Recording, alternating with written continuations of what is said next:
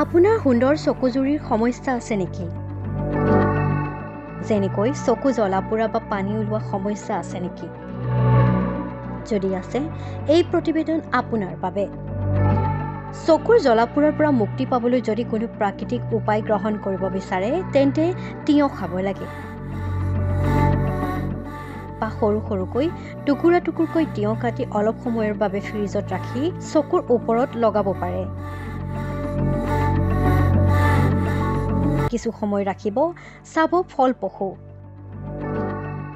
আপুনি খুবেই শান্তি পাব। চকুৰ বিষ আছে নেকি? চকুৰ বিষৰ পৰা পৰিত্ৰাণ পাবলৈ আলু খাব লাগে বা তিয়ঁহৰ দৰেই টুকুৰা-টুকুৰকৈ কাটি চকুত লগাব পাৰে।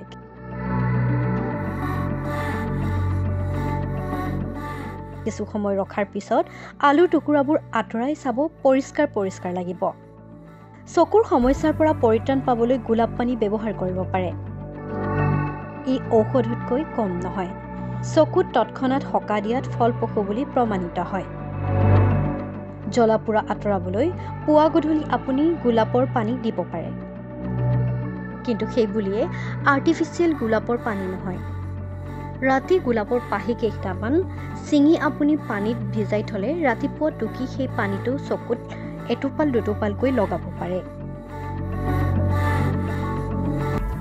এই প্ৰতিকাৰৰ কথা হয়তো আপুনি কেতিয়াও শুনা নাই, কিন্তু চকুৰ বিষৰ পৰা মুক্তি পাবলৈ মৌ ব্যৱহাৰ কৰিবও পাৰে আপুনি।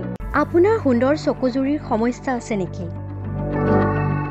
যেনেকৈ চকু জ্বলা-পোৰা বা পানী ওলোৱা সমস্যা আছে নেকি? যদি আছে, এই প্ৰতিবেদন আপোনাৰ বাবে। চকুৰ জ্বলা-পোৰাৰ পৰা মুক্তি পাবলৈ যদি কোনো প্ৰাকৃতিক উপায় গ্ৰহণ কৰিব বিচাৰে, তেন্তে তিয়ঁহ খাব লাগে। বা সৰু সৰুকৈ টুকুৰা-টুকুৰকৈ তিয়ঁহ কাটি অলপ সময়ৰ বাবে ফ্ৰিজত ৰাখি চকুৰ ওপৰত লগাব পাৰে। কিছু সময় ৰাখিব, চাব ফলপ্ৰসূ। আপুনি খুবেই শান্তি পাব। চকুৰ বিষ আছে নেকি?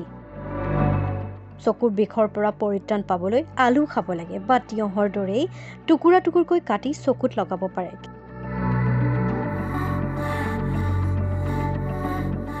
কিছু সময় ৰখাৰ পিছত আলুৰ টুকুৰাবোৰ আঁতৰাই চাব, পৰিষ্কাৰ লাগিব। চকুৰ সমস্যাৰ পৰা পৰিত্ৰাণ পাবলৈ গোলাপ পানী ব্যৱহাৰ কৰিব পাৰে। ই ঔষধতকৈ কম নহয়। চকুত তৎক্ষণাত সকাহ দিয়াত ফলপ্ৰসূ বুলি প্ৰমাণিত হয়। জ্বলা-পোৰা আঁতৰাবলৈ পুৱা গধূলি আপুনি গোলাপৰ পানী দিব পাৰে।